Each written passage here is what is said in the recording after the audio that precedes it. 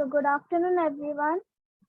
Uh, so आज हम almost अपना चैप्टर कंप्लीट कर लेंगे most probably. So next topic start करने से पहले that is the issues of equality in other democracy. Let us have a quick recap कि हमने क्या क्या पढ़ा था. ओके. सो अभी तक हमने पहले तो इक्वालिटी का इंट्रोडक्शन पढ़ा था. देन हमने इक्वालिटी अदर काइंड्स और इसके फॉर्म पढ़े थे कि ये किन किन फॉर्म्स में एग्जिस्ट करती है. Then we read some of the case studies like story of mister and missus Ansari and Om Prakash Valmiki, जो हमें ये बताते हैं कि importance of recognising dignity. After that हमने इक्वालिटी इन इंडियन डेमोक्रेसी पढ़ा था. Then we read a topic that is mid day meal scheme. So आज का टॉपिक है issues of equality in other democracy. इसका हम थोड़ा क्रक्स वैसे पहले डिस्कस कर चुके थे कि जैसे कि इनइक्वालिटी जो हमारे कंट्री में एग्जिस्ट करती है, इस ये ऐसा नहीं है कि ये केवल इंडिया तक लिमिटेड है, बल्कि अदर फॉरेन कंट्रीज में लाइक यूएसए, जापान एक्सेट्रा, मतलब जितनी फॉरेन कंट्रीज हैं तो वहां पर भी ये इनइक्वालिटी एग्जिस्ट करती है. तो इसके लिए what we will be doing, we will be considering an example of USA.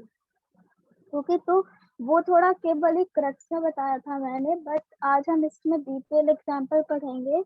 And एक रोजा पार्क की स्टोरी है जो हमें ये बताएगी कि कैसे फॉरेन कंट्रीज में इनइक्वालिटी एग्जिस्ट करती है. So let's start. So struggle against the inequality, this is not limited to India as I've already introduced. So there are many other democratic countries suffering from this problem. Of course कि पहले वहाँ inequality exist करती होगी, लेकिन आज वो काफी democratic हैं जैसे कि इंडिया है ना. तो हम यूएसए का एग्जांपल लेते हैं. तो यूएसए में बेसिकली दो कम्युनिटी के पीपल रहते थे, दो टाइप्स ऑफ पीपल रहते थे ब्रॉडली. फर्स्ट अफ्रीकन अमेरिकन, मतलब एक तो अमेरिकन रहते थे जो वहाँ के नेटिव वन थे, और अफ्रीकन अमेरिकन रहते थे जो पहले के समय में एज अ स्लेव वहाँ पर रहने आए थे, मतलब जिनके पूर्वज वहाँ पर रहते थे. तो वहां से उनका लाइवलीहुड स्टार्ट हुआ, तो वो वहीं पर अब अपना लाइवलीहुड स्पेंड कर रहे हैं. तो those are the African American. And वहां के जो नेटिव्स हैं यूएसए के, they are called the American, right. So basically क्या होता था कि ये जो African American and American, native American, इनके बीच में डिफरेंस क्रिएट होता था. इनके बीच में इनइक्वालिटी एग्जिस्ट करती थी. और वहां पे एक लॉ था कि स्लेवरी वहां पे कहीं गुनाह नहीं माना जाता था, कि हाँ अगर कोई स्लेवरी कर रहा है तो ही और she will not be punished any more. तो वहां पहले ऐसा लॉ हुआ करता था. तो लेकिन अभी तो काफी बदलाव आया है कि स्लेवरी चेंज हो गई है, मतलब वो बैन हो गई है. लेकिन जो दिमाग की स्लेवरी है, मतलब कि जो मेंटल स्लेवरी है, वो बैन नहीं हो पाई है ना. कहते हैं ना कि डॉक्टर नजर तो ठीक कर देगा, लेकिन जो नजरिया होता है उससे बहुत टाइम लगता है ठीक होने में, राइट. तो वही सिचुएशन यहाँ पे थी. तो let us consider the example story of रोजा पार्क. अब ये बेसिकली इसका ये क्या देगी स्टोरी ऑफ रोजा park, it will give an idea about the change of situation in USA. कि ये जो सिचुएशन थी कि भाई स्लेवरी से कैसे इतनी डेमोक्रेटिक और आज हम देखते हैं इतनी डेवलप कंट्री हो गई है, तो आखिरकार इसका रीजन क्या था. So in USA there was a system that if a white person who is a Native American wished to sit in the seat in the bus, then black had to either sit at the back. तो basically वहाँ क्या rule हुआ करता था कि जो native American थे वो यूजुअली व्हाइट कलर के होते थे. I am talking about the colour of skin, right. So वो व्हाइट कलर के थे, और वहाँ लॉ ये था कि नेटिव अमेरिकन आगे की सीट पर बैठा करेंगे, और जबकि अफ्रीकन अमेरिकन होंगे वो पीछे की सीट पे बैठेंगे.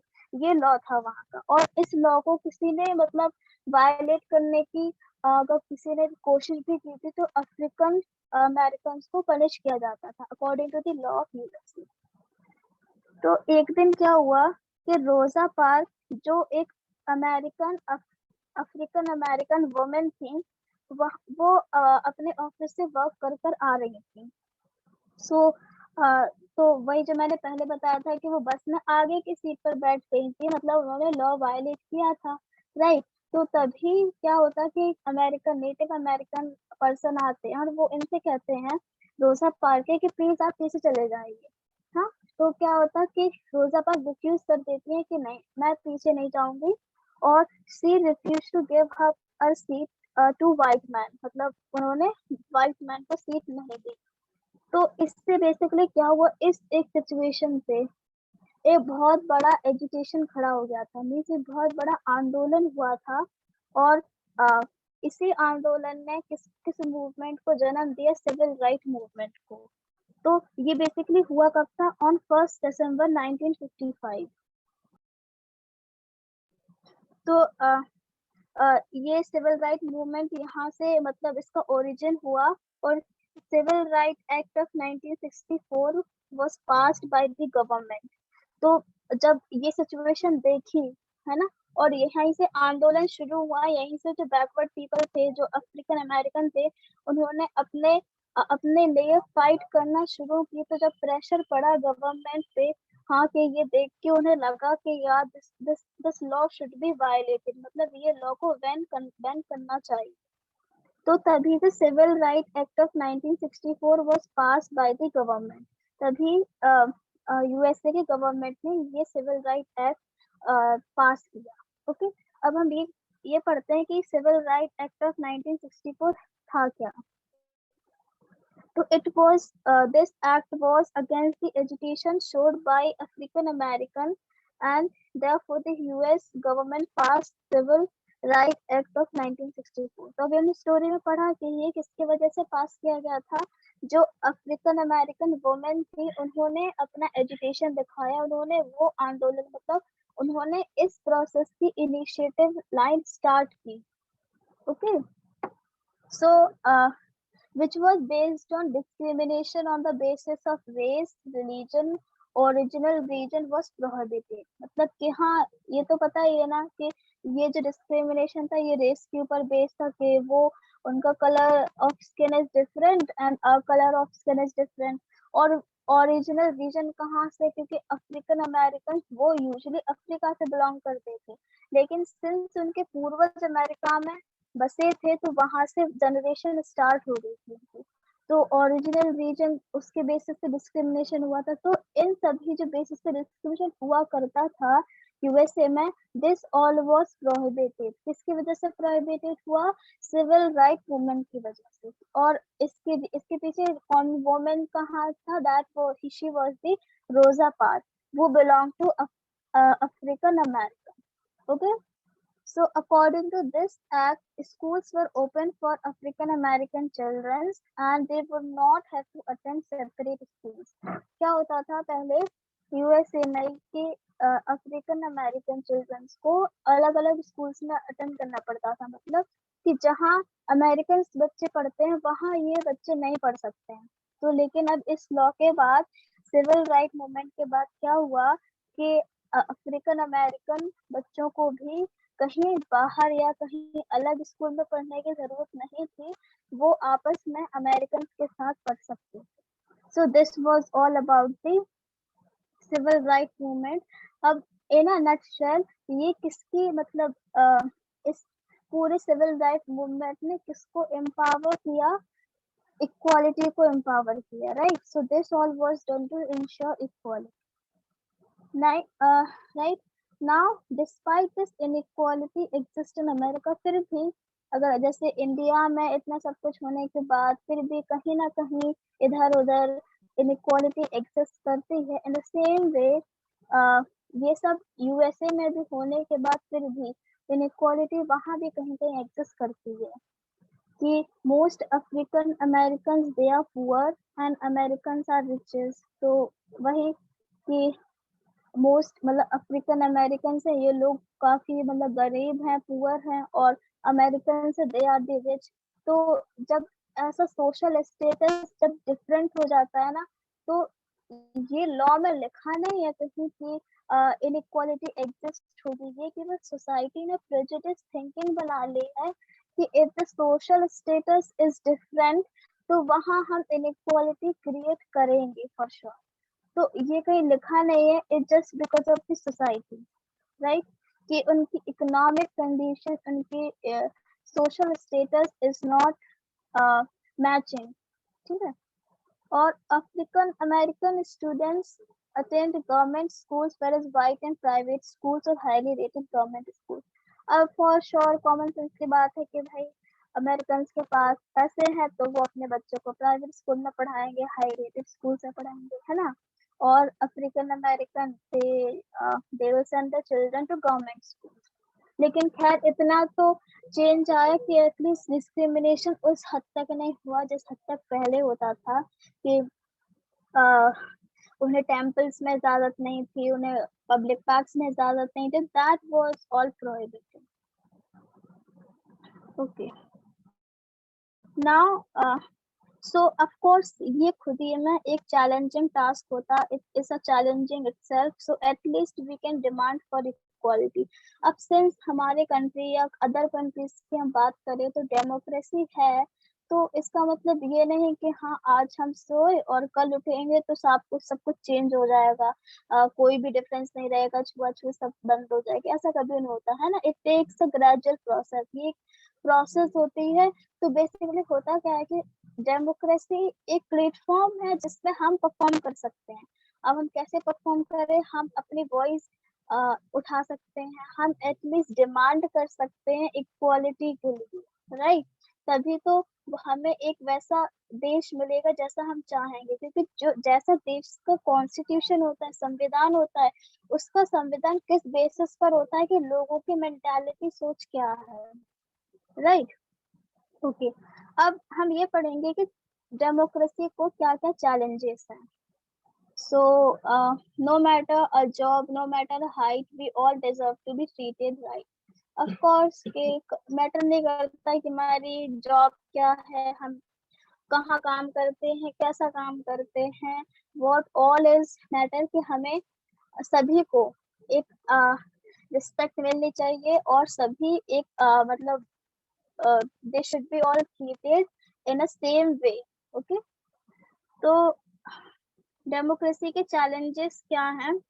ओके, अब जैसे एक मैं ओवरव्यू देती हूँ इसका कि जैसे हम लोग एग्जाम्स देते हैं अपने आप को इम्प्रूव करने के लिए, अपने आप को लाइक कि हम ज्यादा से ज्यादा नॉलेज गेन करें, तो in the same way democracy भी एग्जाम देती है ना। अब ऐसा नहीं कि वो हाँ एक हॉल में जाती है और फिर कॉपी पेपर लेके देती है, ऐसा नहीं है।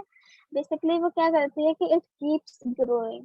अब जितना पीपल पार्टिसिपेट करेंगे डेमोक्रेसी में, जितनी ट्रांसपेरेंट होगी गवर्नमेंट और पब्लिक, है ना, कर्टेन नहीं हो इन दोनों के बीच में, कोई फाइन लाइन नहीं हो इन दोनों के बीच में, तो उतना ही हमारी डेमोक्रेसी है वो ग्रो करती रहेगी, राइट। ऐसा कभी नहीं है कि डेमोक्रेसी है तो सब कुछ अच्छा अच्छा होगा, बिल्कुल नहीं होता ऐसा। हाँ, कहीं नेगेटिव साइड्स भी देखने को मिलती हैं, पॉजिटिव साइड्स भी देखने को मिलती हैं, बट उन नेगेटिव साइड्स को हम एलिमिनेट करके हम उसे इम्प्रूव कर सकते हैं, राइट, उसे हम अच्छा बना सकते हैं। So no country can be described as being completely democratic। भाई जो मैंने कहा कि हम ये नहीं कह सकते कि हाँ हर एक कंट्री एक डेमोक्रेटिक कंट्री है, कि मैं कहूँ कि भाई जापान है वो तो एकदम डेमोक्रेटिक कंट्री, उसमें कोई इनइक्वालिटी एग्जिस्ट नहीं करती। अब देखो इनइक्वालिटी के बेसिस पे नहीं, अगर हम अलग अलग अदर फॉर्म्स भी देखें तो जरूरी नहीं है कि हर एक कंट्री इक्वल हो, हर एक कंट्री डेमोक्रेटिक होगी बट फुल्ली डेमोक्रेटिक नहीं होगी, क्योंकि ऐसा कभी हो ही नहीं सकता कि कोई कंट्री फुल्ली डेमोक्रेटिक हो, क्योंकि ये डेमोक्रेसी हमेशा ग्रो करती रहती है, राइट। ये हमेशा ग्रो करती रहती है। जैसे अब हमारी भी एक अप टू एज होती है ना, तो हम जैसे ग्रो करते रहते हैं ना, वैसे डेमोक्रेसी भी ग्रो करती रहती है। ये कभी खत्म नहीं होती कि भाई हमने ये पा लिया तो बस डेमोक्रेसी खत्म। उसके आगे भी बहुत कुछ होता है, बहुत कुछ पाने के लिए हमारे पास एस्पिरेशंस होती है, राइट। तो democracy, it continuously keeps growing. Okay, so individuals try to expand the idea of democracy and push for a greater recognition of equality in various issues. अब बेसिकली क्या होता है कि अब पब्लिक है, अब देखो हमने गवर्नमेंट को चूज किया तो government is the representative of public, right? तो हमें क्या करना चाहिए कि individual they should try to expand the idea of democracy. हमें डेमोक्रेसी के आइडिया को एक्सपेंड करना चाहिए, जितना ज्यादा हम उसे फैला सकते हैं, जितना ज्यादा हम उसे ब्रॉड कर सकते हैं। सो और जितने ज्यादा हम उसके आइडियाज, उसके एस्पिरेशंस को पुश अप कर सकते हैं। अब देखो क्या होता है, इक्वालिटी इक्विटी में डिफरेंस होता है जो हमें समझना चाहिए। इक्वालिटी क्या होती है कि हाँ मुझे भी इक्वालिटी मिल गई और जो लोअर कास्ट के अपर कास्ट के हैं उन दोनों को इक्वालिटी मिल गई, ठीक है। अब इक्विटी क्या होता है कि वो लोअर कास्ट के पीपल को, लोअर कास्ट कम्युनिटी के पीपल को तुम बढ़ावा दे रहे हो कि वो एक अपर कास्ट को मतलब मैच करें, राइट? अगर हम क्या करें, अगर हम दोनों साइड बढ़ावा दे तो अपर कास्ट पहले ही से ऊपर है और लोअर कास्ट पहले ही से नीचे, तो अगर हम दोनों को बढ़ावा दे रहे हैं तो लोअर कास्ट अपर कास्ट के बराबर कभी नहीं आ पाएगी, है ना? तो हमें समझना पड़ेगा कि हमें पहले पहले हमें किसको हाथ देना है, पहले हमें लोअर कास्ट के पीपल को हाथ देना है जिससे कि वो अपर कास्ट के पीपल तक आ सके, उन्हें मैच खा सके, राइट? इसीलिए दैट इज वाई रिजर्वेशन जो होते हैं वो माइनॉरिटी पीपल के लिए बुक किए जाते हैं। देखते हैं ना, कहते हैं ना कि हाँ इतना रिजर्वेशन वुमेन को दिया गया है जैसे, और एससी ओबीसी कम्युनिटी वगैरह को इतना रिजर्वेशन मिला है, तो that is just a concept of equity. Okay, तो फिर greater recognition of equality in various issues, more opportunities.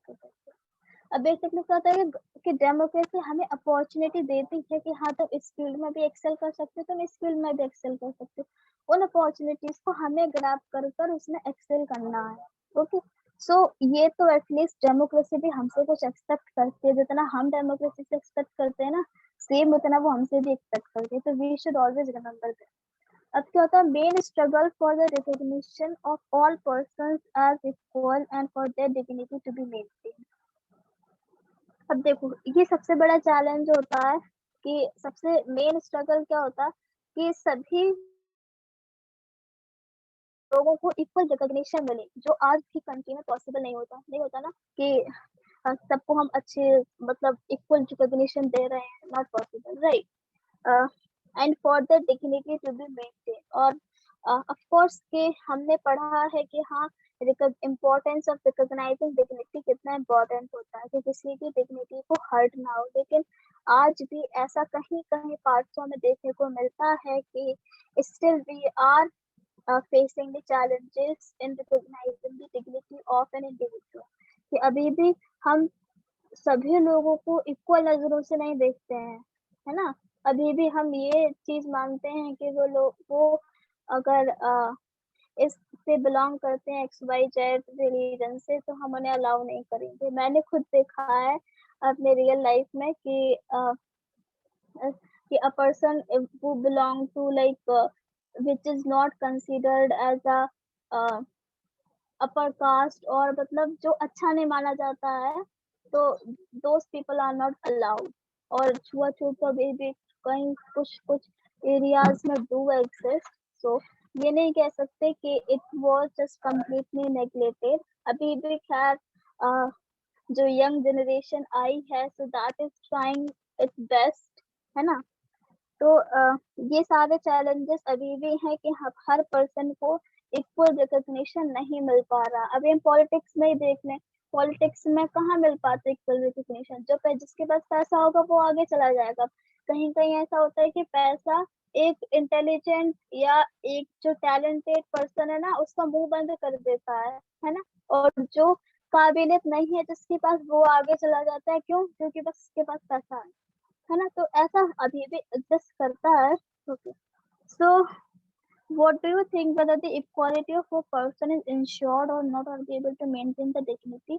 तो एट लास्ट में क्या है कि हमारा चैप्टर एक क्वेश्चन छोड़ के जाता है हमारे पास कि आप लोग क्या सोचते हो कि इक्वालिटी ऑफ ऑल पर्सन अभी मेंटेन है या फिर अभी इंश्योर की जा रही है, और क्या हम डिग्निटी को मेंटेन कर पा रहे हैं या नहीं? तो इसका आंसर फुल्ली नो भी नहीं होगा और फुल्ली यस भी नहीं होगा, है ना। बीच में होगा कि हाँ, हम अपना बेस्ट ट्राई करते हैं कि सबको इक्वल नजरों से देखें और उनको डिग्निटी को मेंटेन करें। So therefore, democratic country provides us a platform, but actors कौन actors हमें, तो वही जो मैं बार बार कह रही हूँ कि डेमोक्रेटिक कंट्री हमें केवल प्लेटफॉर्म दे सकता है एक्ट करने के लिए। क्या एक्ट करना है वो हमारे ऊपर डिपेंड है, कैसे करना है वो हमारे ऊपर डिपेंड है, क्योंकि आफ्टर ऑल गवर्नमेंट किसने चूज की, हमने चूज की, राइट। सो ये नहीं हो सकता कि डेमोक्रेसी एक पर्सन वगैरह है तो वो हर एक के पास जाके कहे, ऐसा तो पॉसिबल नहीं है ना। It's not a living being, right. Okay, so at last में हमें चैप्टर क्या कंक्लूजन देता है कि वहाँ हमारे डेमोक्रेटिक कंट्री में चैलेंजेस भी हैं और कई सारे मतलब लॉज भी बने हैं जो हमें इक्वालिटी को एम्पावर करते हैं, right. So that was all chapter है। एक बार मैं बता देती हूँ कि हमने सब में क्या क्या पढ़ा है। तो देखो, पहले तो हमने ऑन इक्वालिटी का इंट्रोडक्शन देखा था, जिसमें हमने इक्वल राइट टू वोट देखा है। इसमें कांता की स्टोरी रिकॉल करना, ओके। और फिर अदर काइंड्स ऑफ इक्वालिटी देखी थी हमने, और कैसे इनइक्वालिटी वेरियस फॉर्म्स में एग्जिस्ट करती है, जैसे कि रिलीजन, कास्ट में हमने ओम प्रकाश वाल्मीकि जी देखे, और रिलीजन में हमने और वो मिस्टर एंड मिसेस अंसारी देखी जो मुस्लिम से बिलोंग करती थी, जिन्हें रेंट पर हाउस नहीं मिला था। ओके, तो ये सारे हमारे केस बेस्ड वो थे स्टोरीज। और उसके बाद हमने डिग्निटी की इम्पोर्टेंस देखी कि डिग्निटी को रिकॉग्नाइज करना कितना जरूरी है। आफ्टर दैट हमने इंडियन डेमोक्रेसी में इक्वालिटी देखी, then mid day meal scheme, और फिर issues of equality in other democracy, Civil Rights Act of 1964, and जो last topic था that was the challenges to democracy। तो यहाँ पे हमारा चैप्टर भी फिनिश होता है, सपोज, हाँ, चैप्टर फिनिश होता। अब आप लोगों को जो भी प्रॉब्लम्स हो या क्वेश्चन है वो प्लीज पूछ लेना, क्योंकि जब तक पढ़ोगे नहीं तो क्वेश्चन भी नहीं बनेंगे, तो क्वेश्चंस पूछ लेना। So I will discuss those questions in next class में, नेक्स्ट क्लास में बता दूंगी। और एक टेस्ट भी होगा, so just be prepared for that and date will be declared. So thank you here and bye bye.